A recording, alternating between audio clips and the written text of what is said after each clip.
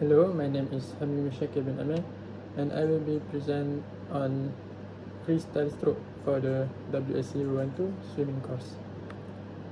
What is freestyle stroke? The freestyle stroke, or commonly known as the flying crawl, is the fastest and the most efficient among the four swimming strokes. It combines an alternating overarm motion and a continuous flutter kick, an rhythmic side breathing technique while your body remains in a streamlined face down horizontal position. So what is the key components for the freestyle stroke? First of all is the body position and streamlining. The horizontal alignment, the body must remain as flat and horizontal as possible on the surface of the water, keeping the hips high, reduce the frontal surface area and minimize drag. Next is the body roll. The body rotates dynamically along its long axis by roughly 30 degrees to 40 degrees to each side. This allows the swimmer to use the powerful muscle of the back and core to pull water and recover the arm. And lastly is the neutral head position. The eyes must look straight down at the bottom of the pool. Lifting the head force the hip and legs to drop, which will cause the water resistance. Next is the arm stroke. First is the entry and stretch. The hand enter the water, the fingertip first, align midway between the head and the shoulder, then reach forward to glide. Next is the catch.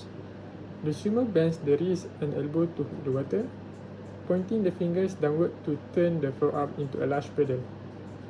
Next is the pull and push. The arm moves backward beneath the body, accelerating to push water toward the feet. And lastly is the recovery. The arm exits the water at the hip, relaxing as it swings forward through the air in a high elbow, low wrist motion to start the next stroke. And lastly is the flutter kick. The alternating whip, the leg perform a continuous alternating up and down flutter kick. The hip driven power, so basically the power originates from the hip and the core, not the knees. Flexing heavily at the knees creates massive vertical drag. And lastly is the floppy ankle.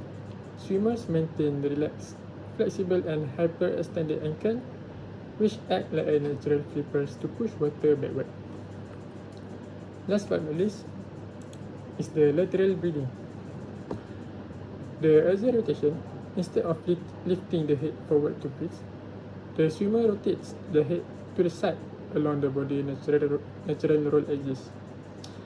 Next is the one goggle breath. The swimmer must keep one eye and half of the face submerged in the water, breathing inside the low pressure pocket created behind the head bow wave. And lastly is the continuous exhalation. Swimmer must blow bubbles or exhale continuously while their face is underwater, so they only have to inhale when they turn to breathe. Next is the common mistakes that a lot of swimmers do for the freestyle stroke. First is lifting the head to breathe.